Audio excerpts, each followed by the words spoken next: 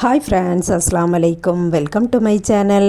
இன்றைக்கி நம்ம சேனலில் மாங்காவை வச்சு 2 டேஸ்டியான ரெசிபி பண்ண போகிறோம். அதுக்கு முன்னாடி நம்ம சேனலை சப்ஸ்கிரைப் பண்ணாதவங்க சப்ஸ்கிரைப் பண்ணிடுங்க. பக்கத்தில் இருக்கக்கூடிய பெல் ஐகானையும் கிளிக் பண்ணிடுங்க. ஒரு பேன் அடுப்பில் வச்சு அதில் 1 டேபிள் ஸ்பூன் நல்லெண்ணெய் ஊற்றிருக்கேன். 1 டேபிள் ஸ்பூன் உளுந்து போட்டுக்கிடலாம். 1 டீஸ்பூன் பருப்பு போட்டிருக்கேன். 4 காஞ்ச மிளகாய் போட்டிருக்கேன். கொஞ்சமாக சீரகம் போட்டுட்டு கொஞ்சம் கடுகும் போட்டுடலாம். கொஞ்சமாக வெந்தயமும் போட்டிருக்கேன். போட்டுட்டு இதை நல்லா வதக்கிடலாம். கோல்டன் ப்ரௌனாக வந்ததுக்கப்புறமா அடுப்பை ஆஃப் பண்ணிவிட்டு நல்லா ஆற விட்டுட்டு இதை ஒரு மிக்சர் ஜாரில் போட்டு ஃபஸ்ட்டு பொடிச்சுக்கலாம். ஒரு பெரிய மாங்காவை தோல் சீவிட்டு நான் கட் பண்ணி எடுத்து வச்சுருக்கேன். அதையும் மிக்சர் ஜார்லேயே போட்டுடலாம். இதை நல்லா அடித்து எடுத்துக்கலாம். ஃபைனலாக ஒரு வெங்காயம் கட் பண்ணி வச்சுருக்கேன். அதையும் போட்டுட்டு தேவையான உப்பும் போட்டுட்டு நல்லா அடித்து எடுத்துக்கலாம். இனி அதே பேன்லேயே 2 பூண்டை பொடி பொடியாக கட் பண்ணி போட்டிருக்கேன். இதை நல்லா தாளிச்சிடலாம். கொஞ்சம் கருவேப்பிலையும் போட்டுடலாம். கலர் சேஞ்ச் ஆனதுக்கப்புறமா மாங்காய் அரைச்சதையும் சேர்த்துடலாம். மாங்காய் போட்டிருக்கிறதுனால நல்ல புளிப்பாகவும் இருக்கும். வத்தல் மிளகுலாம் போட்டிருக்கிறதுனால நல்ல காரமாகவும் இருக்கும். இதை செய்து ஒரு பாட்டிலில் போட்டு ஃப்ரிட்ஜில் ஸ்டோர் பண்ணி வச்சிட்டோம்னா 2 வாரம் வரை கெட்டு போகாது. நம்ம ரைஸுக்கும் எடுத்துக்கிடலாம், இட்லி தோசைக்கும் எடுத்துக்கிடலாம். எண்ணெயிலேயே நல்லா மிக்ஸ் பண்ணிவிட்டு அடுப்பை ஆஃப் பண்ணிடலாம். சூப்பராக மாங்காய் சட்னி ரெடி ஆகிட்டு, இனி மாங்காவை வச்சு பருப்பு முருங்கைக்காலாம் சேர்த்து சூப்பரான ஒரு குழம்பு வைக்க போகிறோம். பருப்பை நல்லா வாஷ் பண்ணிவிட்டு தண்ணி ஊற்றிருக்கேன். சின்ன வெங்காயம் போட்டிருக்கேன், ஒரு பச்சை மிளகு போட்டிருக்கேன், தக்காளியும் போட்டிருக்கேன், கருவேப்பிலையும் போட்டிருக்கேன். இதை இனி மூடிட்டு ஒரு 3-4 விசில் போட்டு எடுத்துக்கலாம்.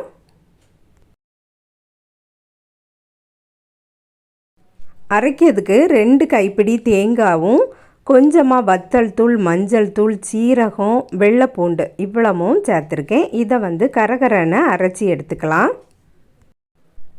பருப்பு நல்லா குக் ஆயாச்சு. இனி ஓப்பன் பண்ணிவிட்டு நல்லா மசிச்சு விட்டுக்கலாம். பருப்பை நல்லா மசிச்சாச்சு. அதுக்கப்புறம் நான் வெஜிடபிள் கட் பண்ணி வச்சுருக்கேன். அதாவது மாங்காவும் முருங்கைக்காவும் கட் பண்ணி வச்சுருக்கேன்.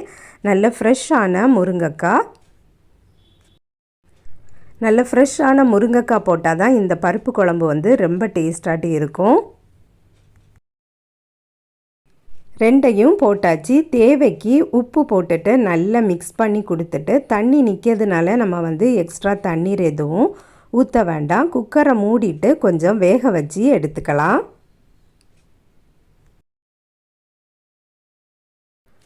ஒரு விசில் போட்டாலே போதும், நல்லா குக் ஆயிரும். இனி மறுபடியும் ஓப்பன் பண்ணிவிட்டு இதுக்கு நம்ம அரைச்சி வச்சுருக்கக்கூடிய விழுதையும் சேர்த்துட்டு தேவையான தண்ணீரும் ஊற்றிக்கலாம்.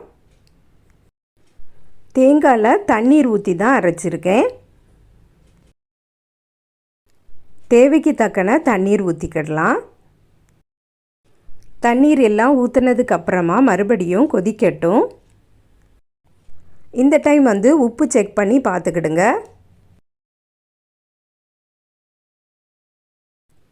நல்லா கொதித்ததுக்கு அப்புறமா உள்ளியும் கருவேப்பிலையும் வத்தல் மிளகும் போட்டு தாளித்து வச்சுருக்கேன். அதையும் சேர்த்துடலாம்.